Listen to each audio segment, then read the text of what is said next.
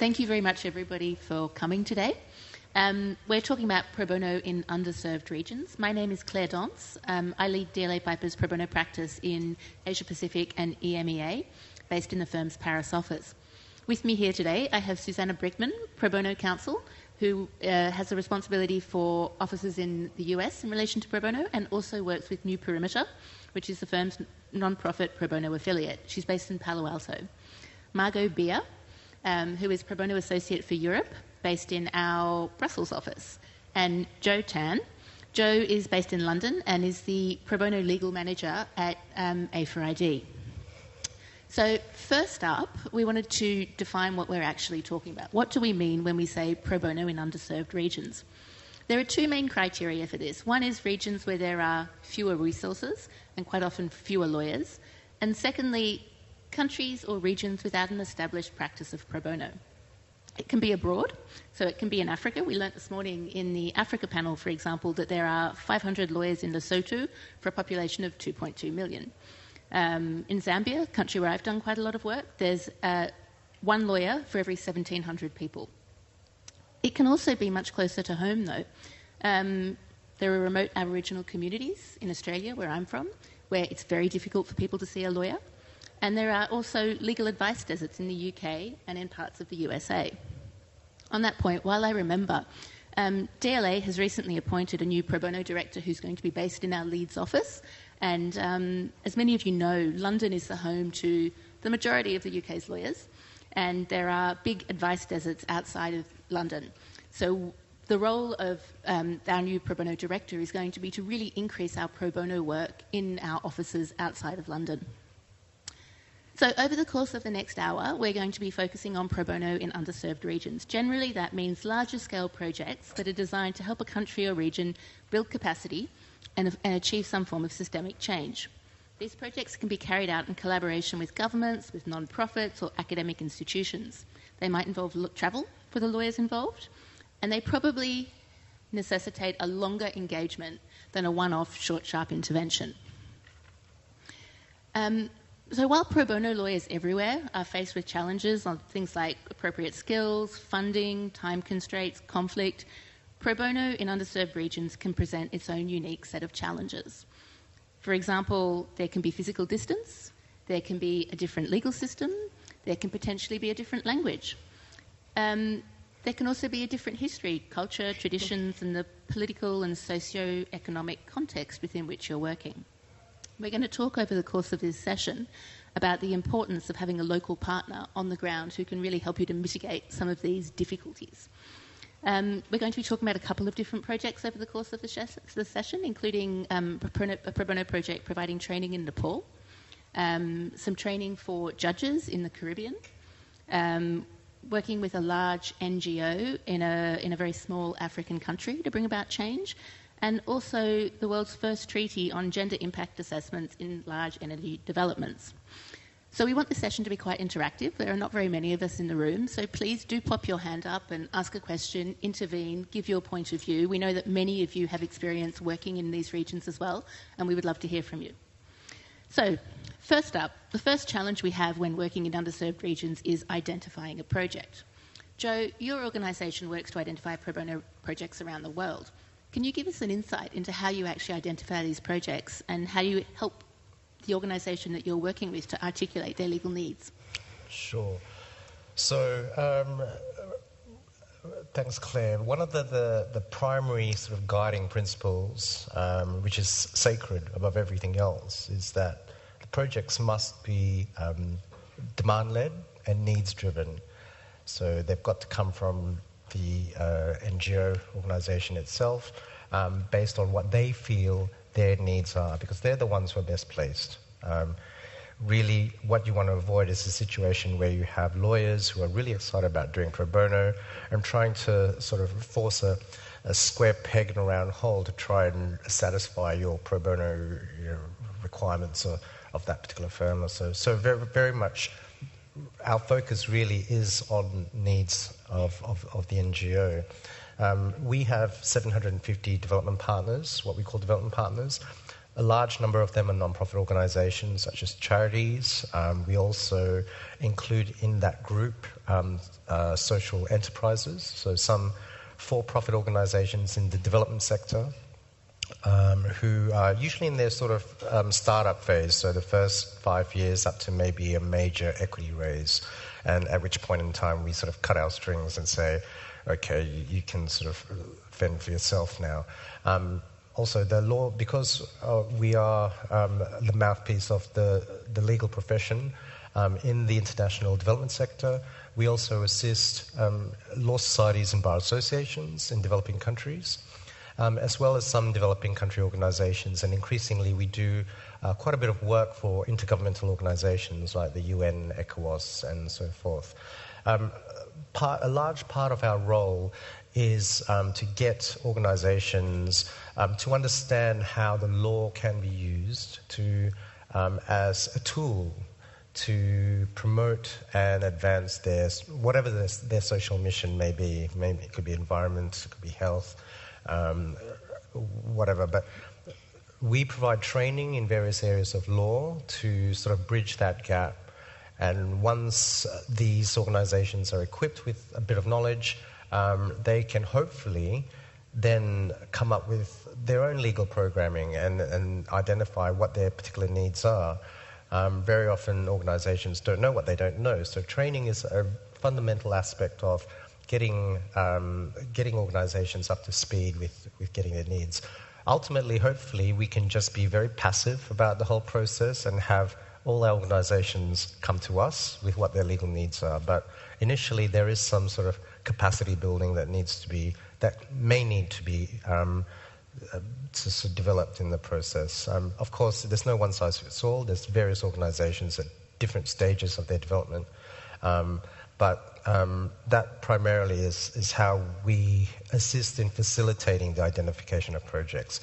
It sounds like a fairly passive way of working, but really because this almost mantra that everything must be demand-led and needs-based, that's primarily how we work. Fabulous, thank you. Just to give another example of a different way you can develop a project, we have had a project in Zambia for quite a few years now, probably 4 years, where we work with one of the law schools to provide training. We have, as a result of that relationship, developed a whole number of other relationships which have led to different projects for us in that country. So that's another example of the sort of slow burn. It's not a passive approach, but it's almost, because you get to know the actors, you get to know the people who are actually working in the space.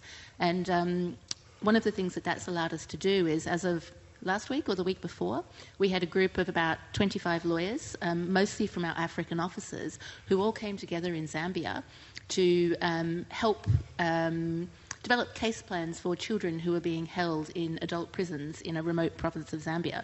So there can be lots of different ways that you can come at a project, and I think quite often it is about the relationships that you develop, as Joe was talking about, over the course of that period. So the second point, I think, Joe, also is one that you're probably best placed to answer. It's due diligence around the client and project, and actually scoping the work is really important. Your organisation is often at the front line of doing that. Can you tell us a little bit about the sorts of tools that you use and how you go about scoping and doing a due diligence on a partner before you propose them to a law firm? Sure. So one of the first things we do when an application comes in, we have an application form. There's various questions about their income and what they're doing and their internal governance. When we receive that form, we also request some supporting documentation, so evidence that they've been registered as an entity, because our remit is that we only assist legal entities. So we don't assist individuals. That's for other organizations to do. We concentrate on the organizations that are doing high impact work. So we have to satisfy ourselves that they're registered as a legal entity in whichever jurisdiction that may be. Once we've received that, we also ask for an annual report and the latest audited financials. And sometimes we're flexible with that, particularly with new organizations who've just started up. They may not have all the necessary documentation, but the important thing is that they must have some sort of publication out there with the sort of the scope of their social mission, their activities, or what their intended activities are. It's all about checking the bona fides of the organisation. So when we do match them up with a legal provider, we can be sure that it's a bona fide organisation doing work that they're claiming to be doing, and not some money laundering front. So once the application forms come to us, we process it, we do our various checks. Some of that could be web-based, but usually we will also have the usual checks that any law firm would be doing in terms of their know your client processes that satisfy the anti-money laundering laws of the country. One of our legal partners very kindly does this for us, so every week we get all our applications in from our new development partners, and we run through these security checks based on the names of the board of directors or board of trustees that they give us. So that they run through the gamut of checks, which I think many of you might be familiar with, to satisfy the anti-money laundering laws and anti-terrorism financing and so forth. Once that's clear, and in most instances they are, they come back to us. We do another reference check, so we often ask them for referees, and we will call them and have a phone-based interview with them just as a final safeguard. And once that's cleared, they can be admitted as a development partner. In terms of the scoping of our projects, this is a fairly important exercise that we go through with all our projects, because it's very important that when we have a project that we deliver to a law firm, it's clearly delimited. So it's not vague in any way. There can be no scope for any uncertainty. Preferably questions are set out in as precise terms as possible, so that you have a contained piece of work that has a beginning, a middle, and an end. And the end is very important, because what you don't want to have is a project that kind of evolves and grows and becomes this amorphous project that just continues growing. There has to be some sort of limit. Now, at that point, if the development partner goes to the law firm, look, actually, I want this other piece of work done or that other piece of work, the legal partner is completely within their rights to say, no, the scope of the project was this. That development partner can then come back to us, and we can put that work out as a new project. Alternatively, and very often it's the case that there's been a good working relationship between the parties, the law firm might want to take that on. But the law firm needs to have that choice in terms of... So the scoping exercise is quite an important element of the way we design our projects. Great, thank you. So once you have a project up and running, A4ID has delivered you the perfect project. Your next problem is quite often budget. Some firms and organisations are lucky enough to have budget that actually enable them to travel and that are able to fund all of the costs associated with doing pro bono in a region that is not your hometown. But not everybody is that fortunate. There are some other avenues that you can look into that will actually assist in relation to funding. Joe and Susanna, I'd like to ask you both to talk a little bit about funding sources that you're aware of. Perhaps, Joe, we can start with you. Sure. Look, the funding sources are various. There's a lot of philanthropic organisations out there. Open Society, Comic Relief in the UK are famous. But really, when I started working in this field, that was the one thing that opened my eyes as to the amount of funding opportunities that are out there for NGOs. It's not the case that the sky is the limit, but there's quite a lot there. But one of the things I'd like to mention is that A4ID is much more than just a clearinghouse.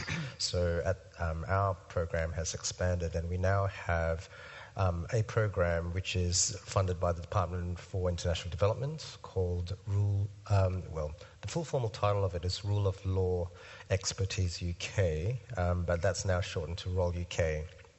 And you may have seen our stands out there. Roll UK is right next to the A4ID stand, so please do feel free to go out there and get some more further information if you need it.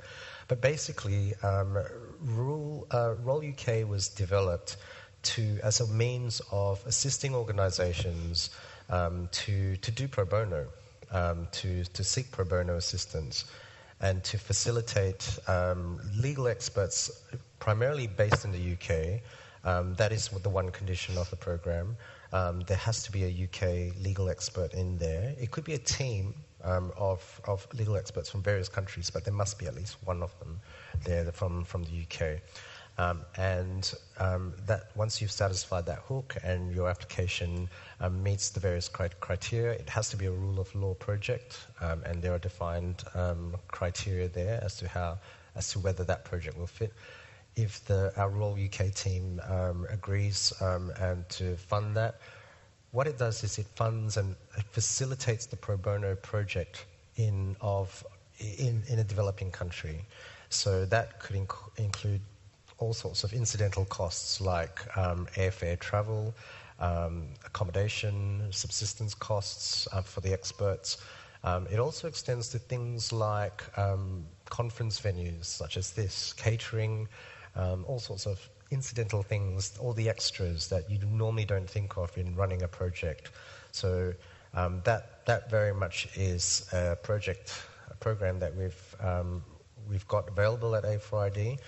So I would invite any of you who do have rule of law projects on your plate to think about applying to us.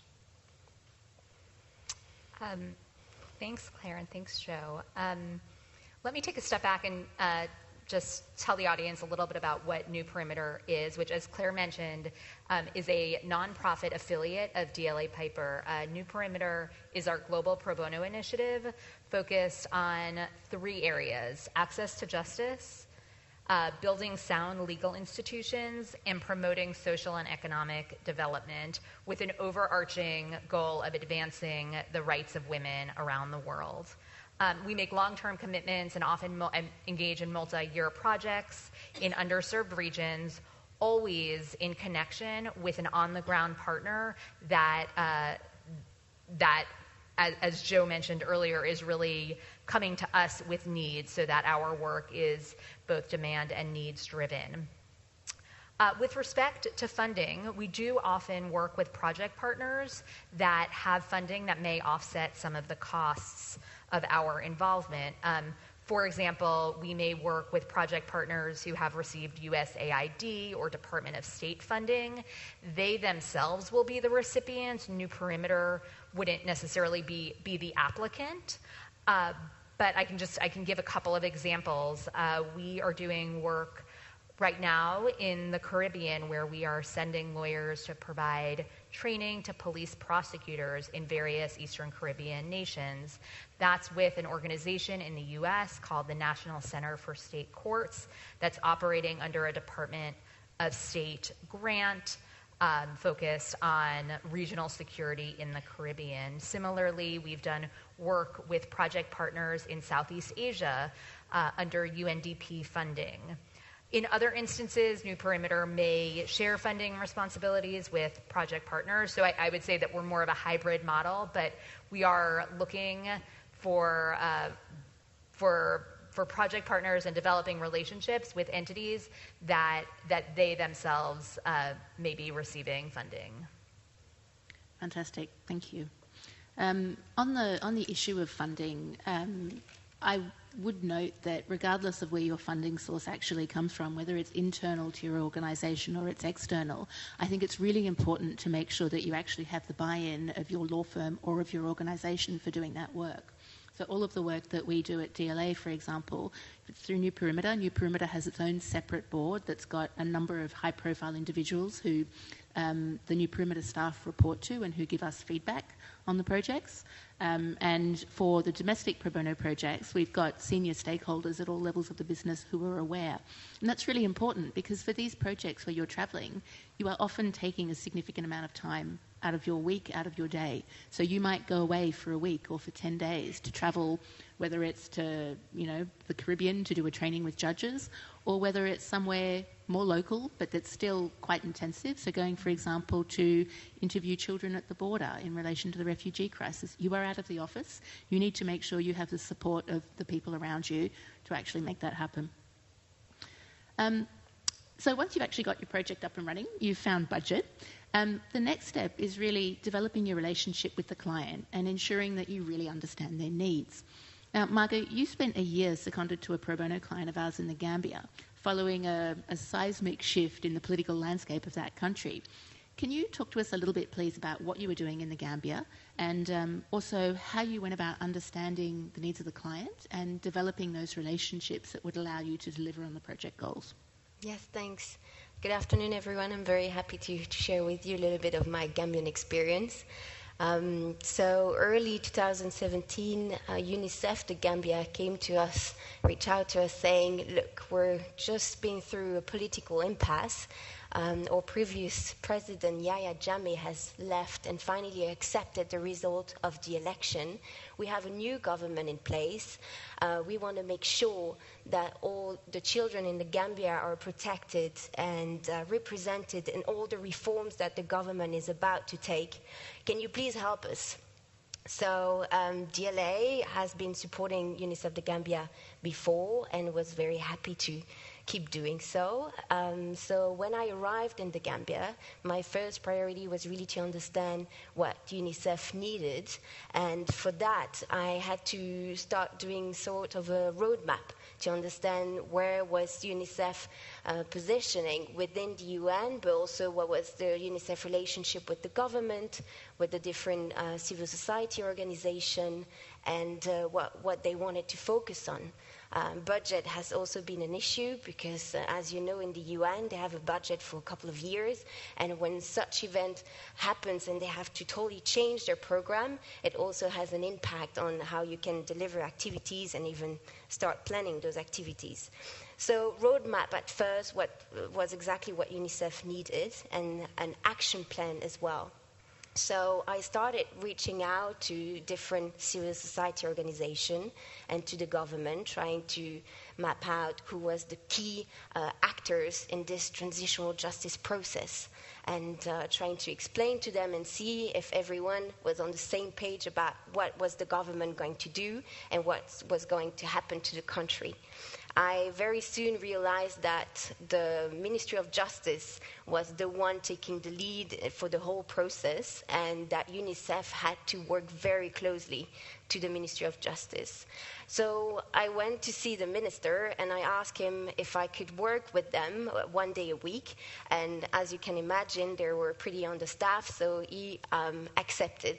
And I was there working with them and making sure that we would not miss any opportunity to fight for the rights of the children.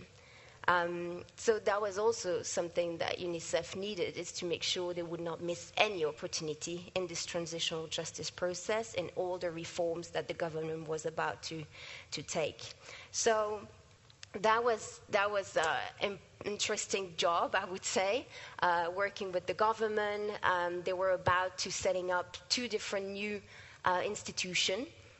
You have the National Human Rights Commission that was about to be established. And what I really focused on was the TRRC.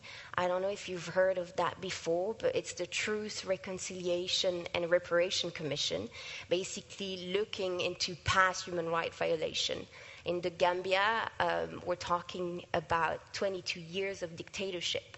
So once the previous president was gone, the new government really decided to build a new country based on values, democratic values, and to start setting up those commissions. So commission, great idea, but that means a lot of legal work. So UNICEF and us at DLA Piper, we started revising the draft acts, making sure that everywhere we could, we would include the rights of the children. So, for example, we made sure that in the definition of victim, any relatives or children would be included as well. Because in the Gambia, we're not talking about the genocide or about child soldier. We're talking about repression, about forced disappearance, about torture, about unlawful detention and killings. So children were not the first targets, I would say, not really directly impacted, but they were in another way. They were always indirectly really repressed as well, and they suffered a lot seeing their friends, their parents, their communities leader being sacked from their job, being tortured, being killed, or suddenly had disappeared. So that's why we had to fight for the right of the children to make sure that even though they have not suffered directly, they would be represented, they would be considered as victims, and would have a right to be compensated as well. Because when you drop out of school, because suddenly the breadwinner of your family has disappeared, it has really huge consequences on your life. So that was one thing, the definition of victims. The second thing would be, for example, that we made sure that there would be a youth commissioner among the 11 commissioners of the TRC, the commission I told you about, and that a specific committee would be also set up to make sure that there will always be a gender and a child-sensitive approach when they investigate into crimes, when they interview children, when they talk to them. And for that, they had to go on a lot of different trainings for police officers, for social workers, for everyone basically who would be in touch and dealing with children. So those are the few things that we wanted to have in that act before the commission will start its work. And then finally, UNICEF also wanted, as being an active and proactive actor in the transitional justice process, they wanted to support the government in drafting a national strategy. I guess you can imagine that just thinking of rebuilding a new country on new values, it's not overnight that you're going to achieve that. And the Gambia attracted a lot of international attention as well. Everyone was good-willing, but we had to structure this. We had to make sure everyone had a role, and that the same and clear message would be spread out, and not everyone would try to do their own thing and duplicate the work. So how do you do that? Well, basically, you start mapping again who wants to take, what kind of role is needed, what are the expectations of the population, and who should do what is the vision of transitional justice, what do they want to achieve, and how to get there. So that was the work we started doing in the Gambia. Fantastic. Really good analysis of, bringing together a different variety of stakeholders in order to put them all, I guess, in a common direction, and make sure you're all working towards the same goal. Speaking of challenges and disparate actors, I think one of the really obvious challenges when you're doing pro bono outside of your home jurisdiction is a potential lack of understanding of history, culture, traditions, and the socio and cultural context within which you're working. Having a local partner, as we said at the outset, is really important in terms of mitigating those issues. Susanna, you've got a project in Nepal. Could you tell us a little bit about the different actors in that project and how you all work together to bring about the project? Sure. So New Perimeter has been working in Nepal since 2015, when we were connected with project partners to provide substantive continuing legal education to women lawyers in Nepal. And we have a number of project partners with whom we work and really who are indispensable to the project. There's an organization called Women Lawyers Joining Hands, a Canadian NGO that operates on the ground in Nepal, run by a woman who lived in Nepal for over 10 years and played a role in the discussions around the new constitution. And Women Lawyers Joining Hands is really the glue that holds the project together. They have connected us with the Nepal Bar Association, another indispensable project partner in this work. The Nepal Bar Association immediately played a role in bringing women lawyers to our training venue, recruiting the women lawyers who were then students, but not just that, also a really important role in creating local buy-in and a sense of importance around this training, inviting seasoned lawyers to participate in the training as co-trainers with DLA Piper lawyers, and providing DLA Piper lawyers very important context, not just about Nepali specific laws that DLA Piper lawyers from outside the region really are not qualified to train on, but also broader context on the legal and political history in Nepal.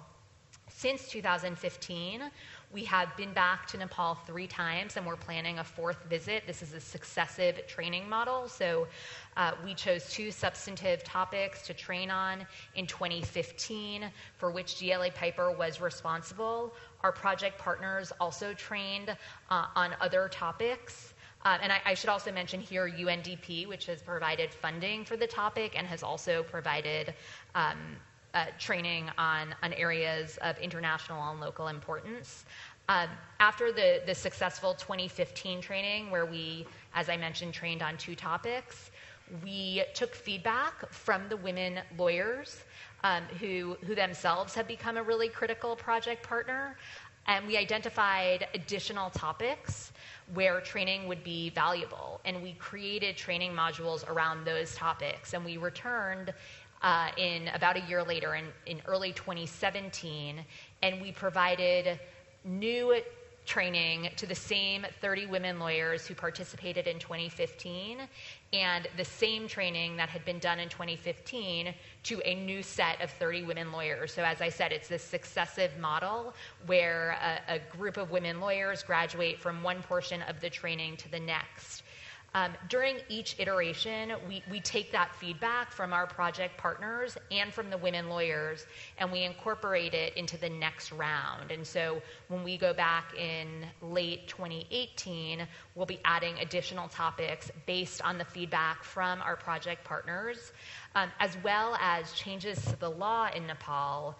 And it's there where we're, again, really relying on our project partners to identify the need, to identify the ways in which the law has changed, and then really to identify the ways in which we, as international lawyers, as lawyers from outside Nepal, can add value and add to the conversation, even without the specific knowledge of Nepali law. And of course, that's again where the project partners play a vital role, because we are co-training alongside Nepali lawyers. So without the partnership, there really wouldn't be that glue, the local insight, and the stakeholder buy-in that is required to make this project successful. Yeah, and I think many underserved regions can be really quite fast-paced environments where the laws change frequently, and it's really difficult to keep across all of the changes that are happening. And I think that relationship is a good illustration of why it's vital to have a really solid project partner. Law firms are not able to always send people on the ground, as we were lucky enough to do with Margot. How have you got some tips for us, Susanna, in terms of how you keep collaboration and engagement going when you are physically distant from the project? Well, let me just start by saying that physical distance, it presents a challenge. Communication can be difficult. Time differences can be difficult. So with that in mind, I think that there are a number of best practices or tips that I've learned through my work in Nepal. And the first is the obvious one, which I was just talking about, which is really reliance on project partners and building deep and meaningful relationships that are ongoing, even in times when we are not on the ground. And New Perimeter, more broadly, not only sends lawyers in country to do on the ground work, but we also do desk-based research. And I think the Nepal project is actually a good example of a hybrid model where we have teams of lawyers when they're not in Nepal, but working on curriculum and working in collaboration with our project partners to prepare that curriculum so that it is ready to go when we do send teams of lawyers. A couple of other things that I think have worked really well for us in Nepal and New Perimeter generally. Our long-term commitment. I mentioned when I was talking about New Perimeter that we often engage in multi-year projects. And here I think the fact that we have made a long-term commitment in Nepal, that we've implemented this successive training model, allows us to deepen those relationships and establish trust and credibility with our project partners. Our project partners know that we're in it for the long haul. So even if we are not, able to send a team of lawyers with more frequency than once or twice a year, there's continued conversation and ongoing discussion about improving the program to further meet the needs and the demands on the ground. I'll also point out that we rely on really engaged and committed volunteers. One of the goals of New Perimeter is to bring lawyers from DLA Piper offices around the world together to work on these pro bono projects, and we find that internally that's a really important retention and lawyer satisfaction tool.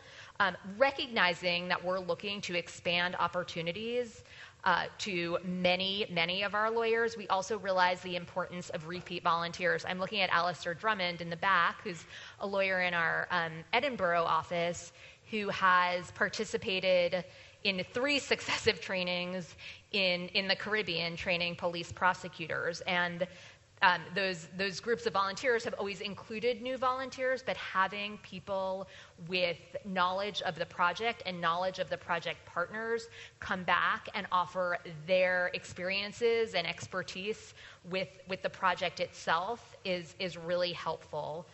Similarly, I think in Nepal, having the same cohort of 30 women come back for the next training creates buy-in and enthusiasm from the women lawyers themselves. And I think the next stage of this, and something that we're starting to implement, is to have the women lawyers who we have trained become trainers themselves. And that, I think, creates continuity and momentum that would be really hard otherwise. And then finally, assigning clear roles and point people from each of the organizations is another way in which communication lines become a little bit easier, notwithstanding some of those challenges with respect to time and distance. Yeah, I think those are all really good points. And in terms of the participation and buy-in from the firm, I think it's important to emphasize as well that while we undertake pro bono in order to help the communities around us, the firm also gets a lot from this, from a lawyer satisfaction perspective, from a lawyer learning perspective, and also as an integration tool. We're a very large firm. We're in many geographies, and bringing people together on pro bono projects is really something that helps us to contribute to the firm's goals of integration generally. And I think just to build on that, I think what I found from our work through New Perimeter is that we do study our impact, and we are proud of our success stories in terms of the impact on the local community, but we often find that our lawyers talk about how much they learned and the impact on them being as great as the impact that we also hope that we are helping to contribute. Absolutely. So, Joe, by definition, clients in underserved regions are not generally going to be sophisticated legal users. They don't have access to legal services. In our preparatory discussions, one of the things that kept coming up was the need to ensure that the client is really fully engaged. It's obviously important for all pro bono projects that we have a fully engaged client, but I think it's especially critical when you're geographically remote from your client. What tips do you have for us, Joe, in relation to ensuring that the client is fully aware that it needs to invest the time and resources, and that it can't just be the pro bono partner who is going to make all of this happen? Sure. This is where I think the role of a broker really adds value to the whole experience of a project. We insist on all our projects, as Susanna's just touched on, that there be a single contact point. It just aids in the flow of communications and facilitates communications. With less sophisticated users of global international law firms, for example, what we, and this is where we add value to the process, which helps both parties at a very preliminary stages. We provide that hand-holding service. So we explain what's involved. Very often with these potential clients, they've never worked with a law firm, let alone an international global law firm like the LA. Very often they're timid users. They think really they just have to put their ask out there. They're very reluctant and hesitant to make any demands because they think, well, this is pro bono anyway. They're going out of their way to help us. So their usage of the pro bono service doesn't really maximize the potential that's available to them. So we help them to become a bit more assertive, to ask them the questions, and to actually, what's actually a learning experience for them is to be engaged in that whole process. So very often they don't realize that they can provide input into the drafting process of documentation, for example, that they're required, in fact, in sometimes to provide input and to instruct the lawyers accordingly.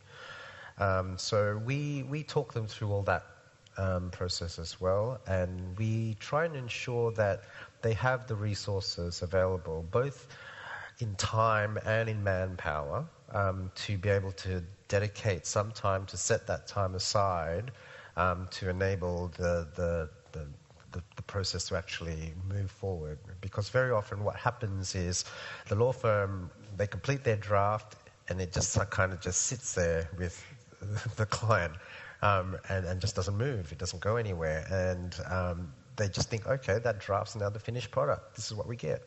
Actually, they didn't even realize in the first place that they're actually supposed to instruct and provide input on that draft so it can be polished and developed further. So that whole interaction process is something that we really try and instill in them. And hopefully, by the time we're ready to match different parties, that they're trained up, and the process can move a bit freer. And the other thing I have to say is that A4ID, once we've done the introductions, we kind of take a back seat. We're not privy to the advice or the work that's produced. We don't have any role in that, other than coming in at the end of the process to do a feedback and M&E monitoring evaluation process there to ensure that the services were okay. But in the middle, what we do provide is a service of being able to stand there to sort of grease the wheels and the relations between the two parties. So if there are any relationship issues that arise, we're all often there to step in and intervene and assist in mediating and getting things on the run.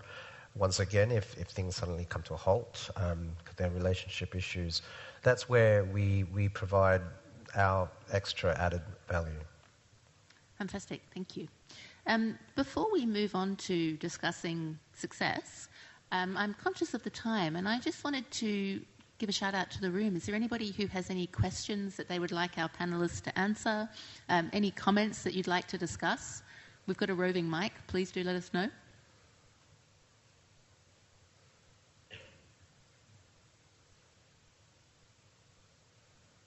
No? Okay. So the final area that we've been asked to cover on this panel is around success. So projects of this nature can have many different goals, and there are lots of different ways in which you can actually define success. I'd like to invite each of our panelists to give us a few minutes on what they think constitutes a successful project, and also some key takeaways on how to promote success. So Joe, shall we start with you? Sure. Look, I just wanted to flag two that are quite important for me. One of them is the impact in terms of the Sustainable Development Goals. I'm going to presume that everyone knows what the Sustainable Development Goals here are, but if you don't, there's 17 goals which were agreed on in 2015.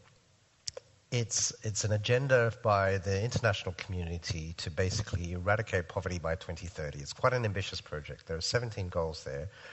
We're very early in the game of that particular project, but the SDGs, or the global goals as some call them, really underpin all our work. It's the architecture that we pin all our work on. And this is the language that we will be using going forward, not just A4ID, but A4ID plays an important part. It is part of our remit, of our social mission, to ensure that lawyers are enlisted and able to advance that through partnerships with our development organizations. And the Sustainable Development Goals will increasingly, I bet your bottom dollar, as we head towards 2030, will be one of the main planks, the rhetoric that we speak. We will be talking about human rights and all sorts of other frameworks, but the SDGs are going to be playing an increasingly important role in the way we gauge success. And one of the things are that each of the goals are, in fact, themselves impact indicators. Now, it's often said that the SDGs are indivisible and interrelated. So very often when you have a project, what I particularly look for in projects are projects that touch on not just one but several goals, and to be able to link up a project and develop it in a holistic way, so that you're not just addressing the health problem, because there are other issues that could be connected to the health problem in relation to education, rule of law, whatever that may be. So one of the success indicators I often use are the SDGs. Have they in fact advanced each of the Sustainable Development Goals they claim to have at the beginning of the project when it was being developed? Have they manifested, and have other goals been improved as a result, as unintended consequences that we didn't see in the first place? So that's one of the indicators of success. The other indicator which I find really quite important in this, some of you may have gone to the networking panel before this. One of the projects that Roll UK, one of the success stories I would say, is the UK Pro Bono Sierra Leone Pro Bono Lawyers Network. Now that project has been going on for a number of years now. Roll UK has been in existence for now 5 years. And in nearly all that time, it's been supporting that particular network, and that network has grown. It's become enriched as a process, and ultimately, the end game in all of this is to ensure that projects are sustainable. They're sustainable and they're long-running, and we can, in the end, dip out of them and ensure that the communities there on the ground are independent and able to run their affairs and look after themselves. And ultimately, that for me is the ultimate end game of all the work that we do in this area. And network building is so critical to this project. It's about developing the links, not between the north and south, but also between the players on the ground. Reinforcing those relationships, linking in more relationships with other players and stakeholders. I was just talking to someone who does some work in West Africa, Jonathan Kaufman actually. He wasn't even aware of this particular network, and he's done quite a bit of work in Sierra Leone. So we'll be looking to link him into that network. So that for me is really one of the most critical sort of metrics of a good project. What you leave behind. Absolutely. Thank you. Margot. Yes, please. I'm sorry, I'm interrupting when Joe has just finished speaking. He raised something about the Sustainable Development Goals, and I had a question relating to the fact that the underdeserved communities are also the areas where there is less money coming from the world to those areas. So what role do you see the money or international finance playing in helping these communities?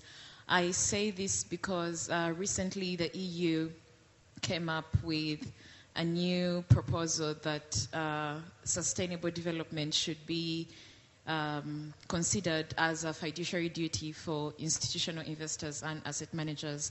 In other words, they should consider environmental and social human rights impacts and governance, issues of corruption or anti-bribery when they are making these decisions, so that there is more value to underdeserved communities. So what role do you see this playing as you do what you have been doing? Thank you.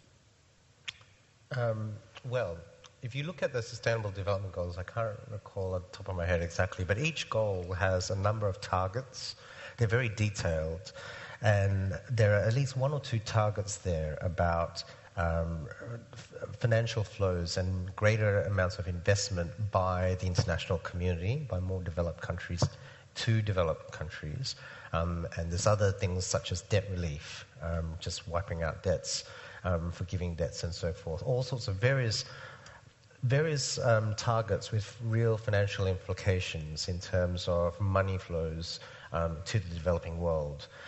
In addition to that, one of the most important goals is 17. Goal 17 is about partnerships, and in particular partnerships between the private sector and the public sector there, and civil society, and working together to try and find ways of ensuring that private money in the private sector and the role of the private sector is increased in terms of advancing the SDGs.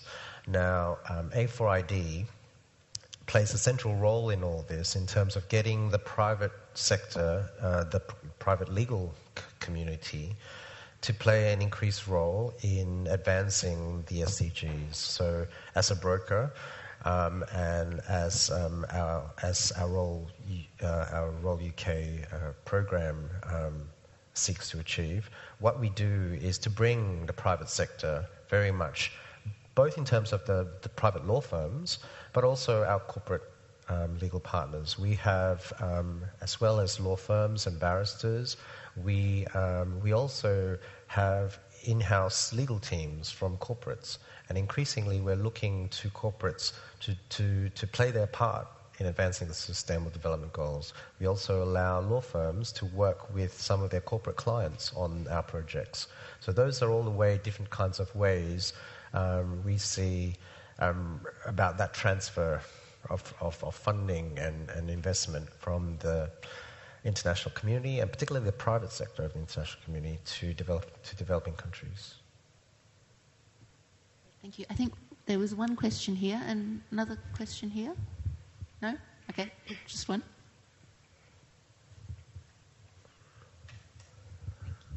Congratulations for the panel.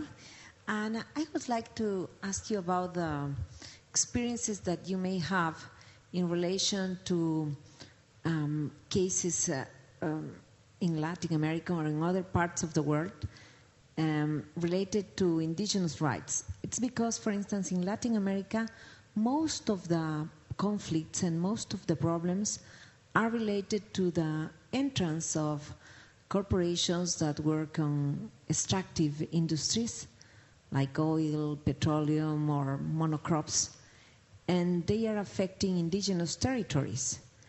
And sometimes the law firms that do pro bono are defending this or advising these corporations. So I don't know if you have any experience of law firms working or doing pro bono in these topics.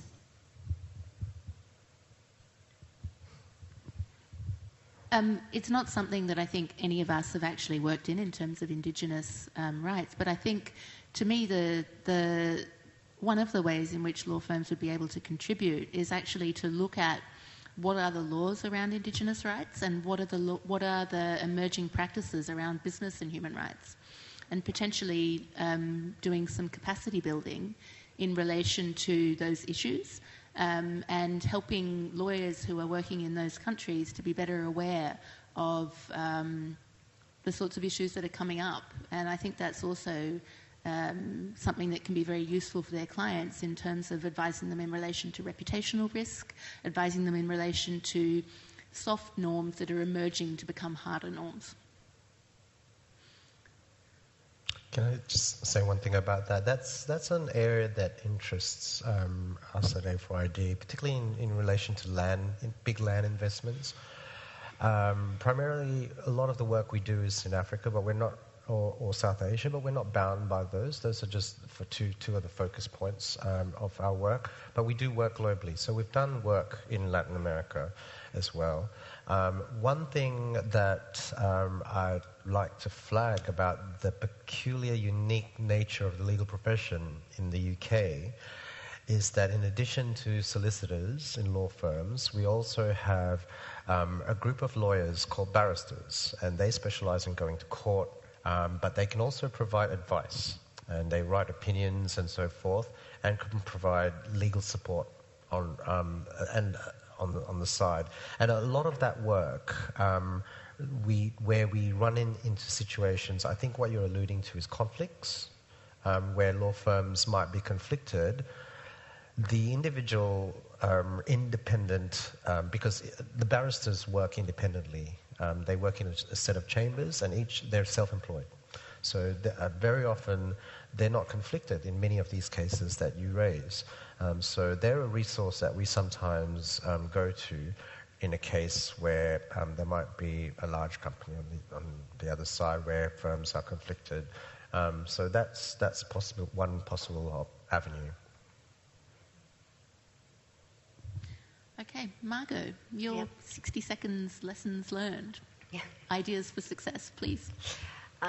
Well, I would say when you start a work of revising a law, the number of beneficiaries might be a little bit hard to assess, but for the specific project in the Gambia, really the main objective is to set up the commission. The main objective was to protect by the law and regulation as many children as possible who've been affected by the previous regime.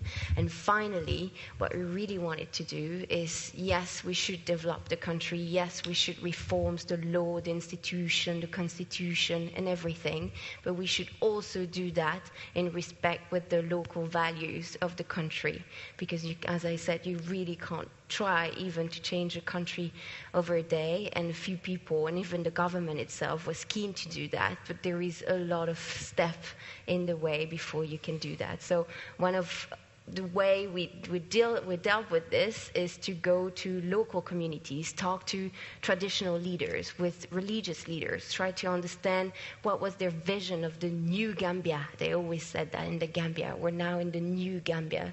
So, and it would be surprising to go from one community to another and to see how differently they think. We might think here that when you've suffered from such crimes, you just want prosecution, right? Well, in most communities where I've been and where I visited, traditional leaders or chief village, they would say, no way, we're not going to court. That's not even an option. We have to reconcile. That's the priority for the sake of our community. That's all we want to do. And I think that either for the TRC or for the national strategy, that's really something you have to take into consideration if you really want to try to promote and encourage a country to develop, is to go step by step and respect everyone in the country, even though it's a very small country that was very fragmented. Everyone has a voice, and that voice should be respected. And for me, that's a way to measure success, is to evaluate how many people are in favor, but also how you can try to compromise your objective and how you can try to respond to everyone's needs. Thanks. Fantastic. Thank you. Susanna. Yeah, so I think Margot raised something really important at the outset, which is, what are your goals and are they measurable? I mentioned when describing New Perimeter that we had 3 focus areas, which are pretty lofty: access to justice, promoting sound legal institutions, and social and economic development. And those can be really hard to measure if we're going in with those focus areas as lofty goals, but really thinking about what are the needs that you're being asked to address, what are you hearing from project partners, and what is the value that we're being asked to contribute when looking back and determining whether a project has been successful. So a couple of bullet points that I'll just run through really quickly. What is the local impact on the clients or the beneficiary? And I think that local impact can be measured in a number of ways, both formally and informally. We always do a post-project evaluation, and we ask our project partners and the recipients of the services that we're providing to provide feedback that is immediate. But because we also make long-term commitments, we look at a project after some time as well in a much more formal way. We look at how a project has evolved, whether it's evolved to meet the needs of the project partner, whether that was intended or unexpected at the time. I mean, sometimes needs change, and have we been able to adapt to those needs? And I think that that can be a measure of success. Whether there's been ongoing engagement as another measure. From the law firm perspective, something that Claire mentioned earlier that really is of importance, the volunteer engagement and experience. It's important that we have the most local buy-in, that we have a pool of volunteers who are eager and enthusiastic to participate, and that, of course, will be based in part on the experience that they have on projects. The development of new projects, whether we have opportunities to go deeper in certain markets, or whether we may be able to repeat and recycle our work in other areas where there's opportunities that grow from current opportunities. And then finally, actually two more things. Second to last, sustainability, something that Joe mentioned. What are the ways in which a project can become sustainable by further involving people on the ground? What is our role after a certain point? And then my last point would just be unintended consequences, which sometimes can be a measure of success. And in the context of the Nepal project that I was talking about earlier, one of the great success stories is that after our second training, when there was a cohort of 60 women who had been through the training, they themselves created what we understand to be the first of its kind women's lawyers network in Nepal, with a Facebook group and ongoing meetings. And that was certainly not something that we expected going in, but we took as a measure of success going out. Fantastic, thank you. So just to wrap up, we've been speaking a lot about exporting ourselves and exporting our pro bono culture. But I think that one thing we should all bear in mind is that underserved regions are often by necessity those regions that are most innovative. They don't have the legal traditions necessarily that constrict you. They don't necessarily have the same sort of strictures around how things work. And so innovation can quite often come from necessity. And you will see really interesting things happening in many of these underserved regions. And one that springs to mind is M-Pesa, mobile money in Kenya. There's also India, who's using blockchain to secure the land titles registry. These are all really interesting ideas that we can borrow and bring home to improve our systems. So please join me in thanking our panelists today, and thank you all very much for coming.